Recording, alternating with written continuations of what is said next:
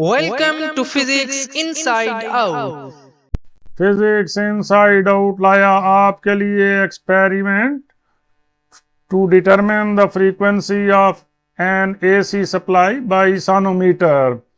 इस एक्सपेरिमेंट में हम एसी सप्लाई की फ्रीक्वेंसी सोनोमीटर की मदद से फाइंड आउट करेंगे। एक्सपेरिमेंट को डिफरेंट सेक्शंस में डिवाइड किया गया है। सबसे पहले हम बात करेंगे इंट्रोडक्शन टू द एक्सपेरिमेंट, इसके बाद complete description of operators, observations, calculations और फाइनली रिजल्ट। तो लीजिए सबसे पहले introduction to the experiment. Sonometer एक ऐसा डिवाइस है जो स्ट्रेच स्ट्रिंग की वाइब्रेशंस की फ्रीक्वेंसी, टेंशन और लेंथ के दरमियान रिलेशनशिप को स्टडी करने के लिए इस्तेमाल होता है। जब सोनोमीटर को एसी मीन्स की फ्रीक्वेंसी को मेजर करने के लिए इस्तेमाल किया जाता है तो ये रेजोनेंस के प्रिंसिपल पर काम करता है। जब एक एक्सटर्नल एसी सोर्स को इलेक्ट्रोमैग्नेट के साथ कनेक्ट किया जाता है तो electromagnet alternating magnetic field produce करता है।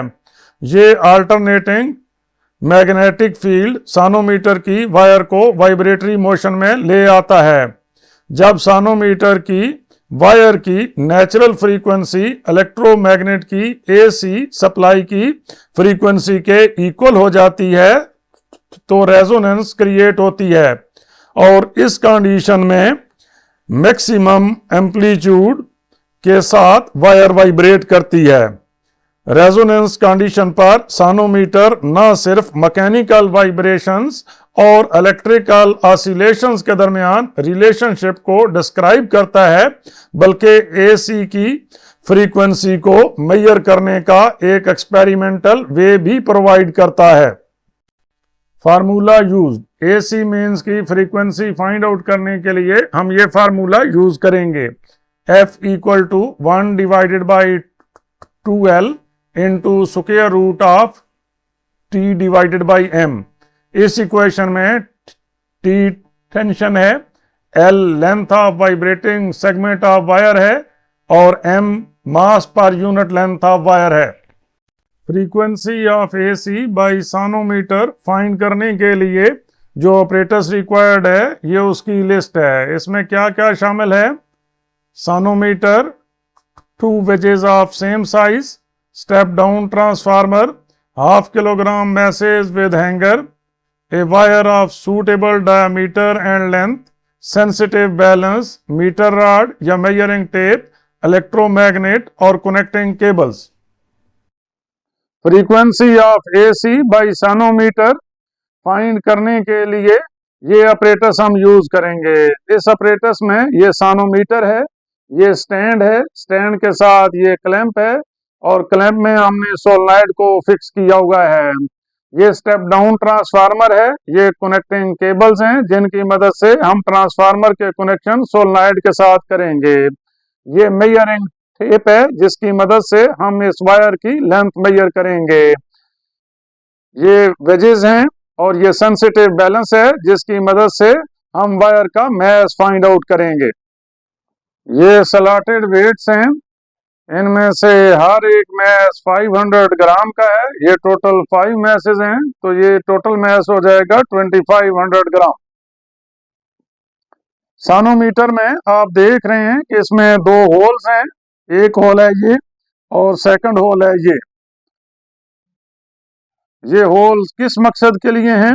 इन होल्स के जरिए air inside the box, air outside the box के साथ इन कांटेक्ट रहती है। जब वायर वाइब्रेट करती है तो ये वाइब्रेशंस वुडन बॉक्स की अपर सरफेस तक पहुंचती हैं और इस तरह एयर आउटसाइड द बॉक्स भी वाइब्रेट करना शुरू कर देती है जिसकी वजह से एक लाउड साउंड प्रोड्यूस होती है। सबसे पहले हम इस वायर का ये सेंसिटिव बैलेंस से मैस मेजर करते हैं। सेंसिटिव बैलेंस को ऑन कर रहे हैं। आप देख रहे हैं कि इसका मैस आ रहा है 1.29 ग्राम और इस वायर की लेंथ थी 160 सेंटीमीटर। इसकी लेंथ भी और मैस भी अपने ऑब्जर्वेशन टेबल में नोट करते हैं। Length of spaceman wire L equal to 160 centimeter. Mass of wire M1 1.29 gram. Linear density of wire M equal to M1 divided by L. M1 की ये वैल्यू यूज करेंगे और L की ये value use करेंगे। ये स्टेप डाउन ट्रांसफार्मर है, ये उसकी पावर लीड है और ये ऑन ऑफ स्विच है। जब हम ट्रांसफार्मर को ऑन करेंगे तो ये एलईडी ग्लो करेगा। ये आप देख रहे हैं कि लिखा हुआ है 0, 3, 6, 9, 12 एंड 15 वोल्ट। यहाँ पे हम 6 वोल्ट यूज करेंगे, इसलिए यहाँ पर 0 पर और 6 पर कनेक्शंस करेंगे। एक्सपेरिमेंट परफॉर्म करने के लिए इस वायर का एक एंड यहाँ पे हम कनेक्ट करेंगे और सेकंड एंड को इस पुली से गुजार के इन मैसेज के साथ अटैच करेंगे।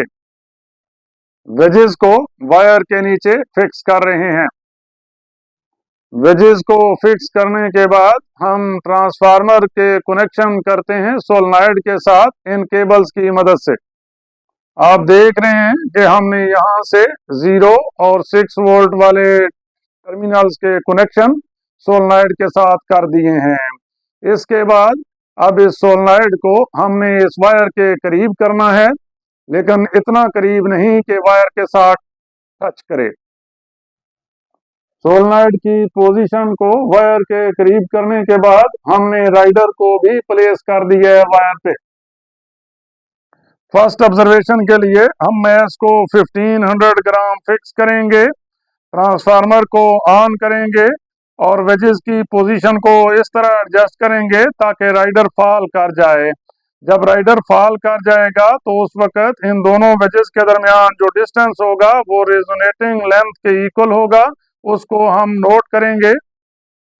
सेकंड ऑब्जर्वेशन के लिए मैस को हम इंक्रीज करेंगे 1500 ग्राम से 2000 ग्राम तक और ट्रांसफार्मर को ऑन करेंगे। वेजेस की पोजीशन को इस तरह एडजस्ट करेंगे ताकि राइडर फॉल कर जाए। यहां से भी रेजोनेटिंग लेंथ नोट करेंगे।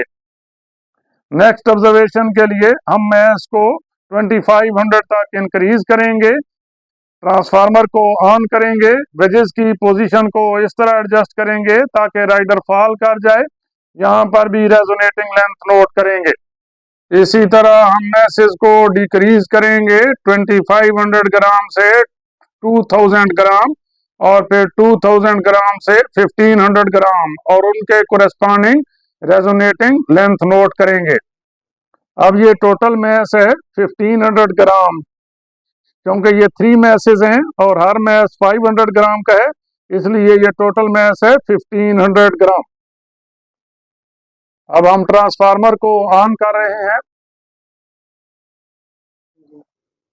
आप देख रहे हैं कि ये राइडर फॉल नहीं कर रहा। हम वेजेस की पोजीशन को इस तरह एडजस्ट करते हैं ताकि राइडर फॉल कर जाए। वेजेस की पोजीशन को एडजस्ट किया जा रहा है।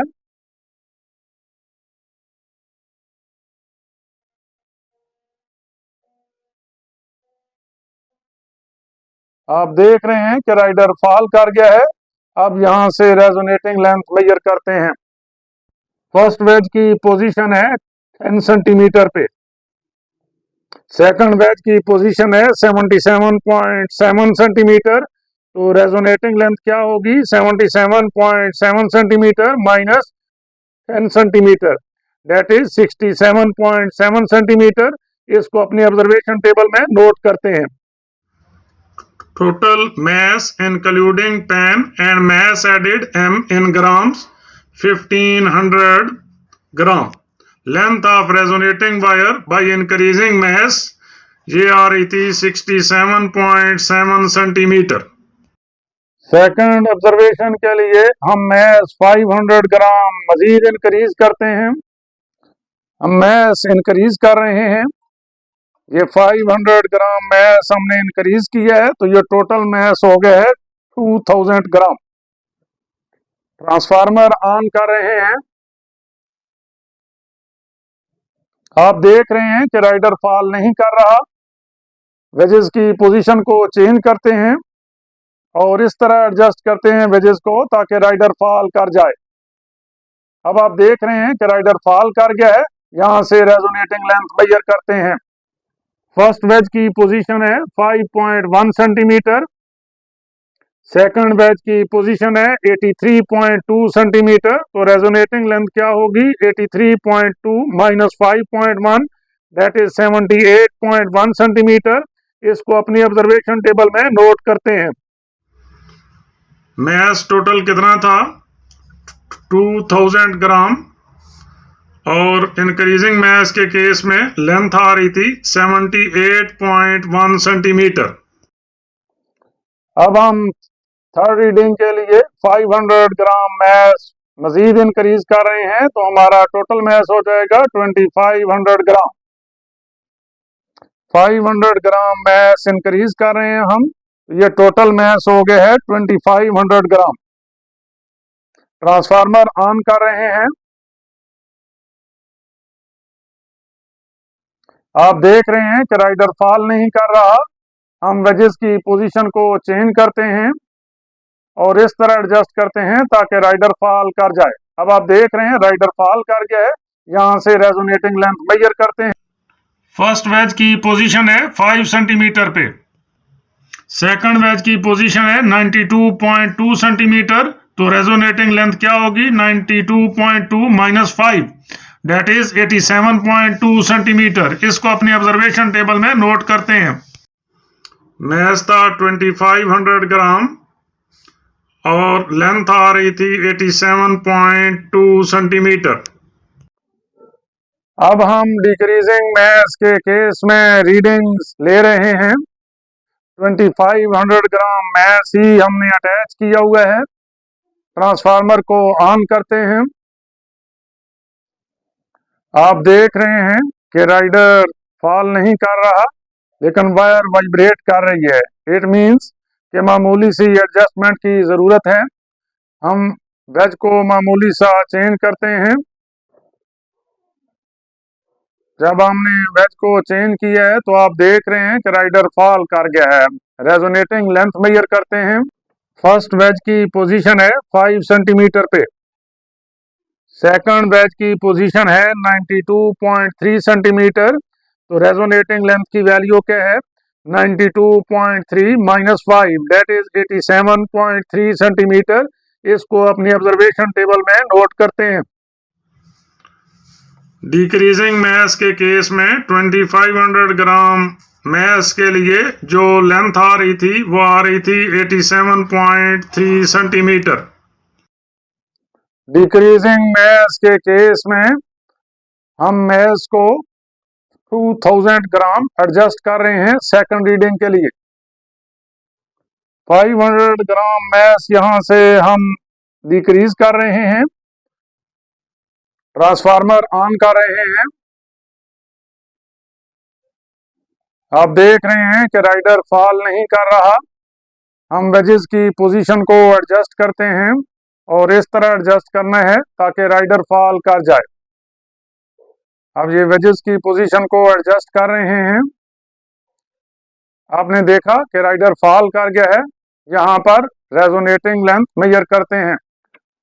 फर्स्ट वेज की पोजीशन है 5 सेंटीमीटर, सेकंड वेज की पोजीशन है 83.1 सेंटीमीटर। तो रेजोनेटिंग लेंथ क्या होगी? 83.1 माइनस 5 दैट इज 78.1 सेंटीमीटर। इसको अपनी ऑब्जर्वेशन टेबल में नोट करते हैं। डिक्रीजिंग मैस के केस में जब मैस की वैल्यू थी 2000 ग्राम तो लेंथ आ रही थी 78.1 सेंटीमीटर। डिक्रीजिंग मैस के केस में थर्ड रीडिंग के लिए मैस को हम 1500 ग्राम एडजस्ट कर रहे हैं। एक और 500 ग्राम मैस यहां से हम डिक्रीज कर रहे हैं। ट्रांसफार्मर को ऑन कर रहे हैं। आप देख रहे हैं कि राइडर फॉल नहीं कर रहा। वेजेस की पोजीशन को एडजस्ट करते हैं और इस तरह एडजस्ट करना है ताकि राइडर फॉल कर जाए। वेज की पोजीशन एडजस्ट हो रही है। अब आपने देखा कि राइडर फॉल कर गया है। यहाँ पे दोनों वेजेस के दरमियान डिस्टेंस नोट करते हैं जो कि रेजोनेटिंग लेंथ के इक्वल है। फर्स्ट वेज की पोजीशन है 5 सेंटीमीटर, सेकंड वेज की पोजीशन है 72.5 सेंटीमीटर। तो रेजोनेटिंग लेंथ क्या होगी? 72.5 माइनस 5 दैट इज 67.5 सेंटीमीटर। इसको अपनी ऑब्जर्वेशन टेबल में नोट करते हैं। डिक्रीजिंग मैस के केस में जब मैस था 1500 ग्राम, उस वक्त लेंथ की वैल्यू आ रही थी 67.5 centimetre. Mean length find out करेंगे, इन दोनों लेंथ को ऐड करके 2 पे डिवाइड कर लेंगे। टेंशन फाइंड आउट करेंगे T इक्वल टू mg वाले फार्मूले से। m की वैल्यू है ये 1500, 2000 एंड 2500।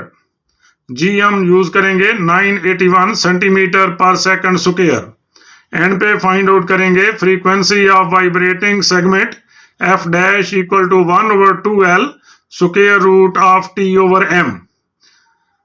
L की ये वैल्यू होगी मीन लेंथ, T की वैल्यू इस कॉलम से, और m linear density of the wire. हमने ऑब्जर्वेशन में नोट किया है कि length of specimen wire L equal to 160 centimetre, mass of wire M1 equal to 1.29 gram, linear density that is mass per unit length of wire is m equal to m1 divided by L। इसमें m1 और L की value substitute की तो इसका answer आता है 8.062 multiplied by 10⁻³ ग्राम पर centimetre.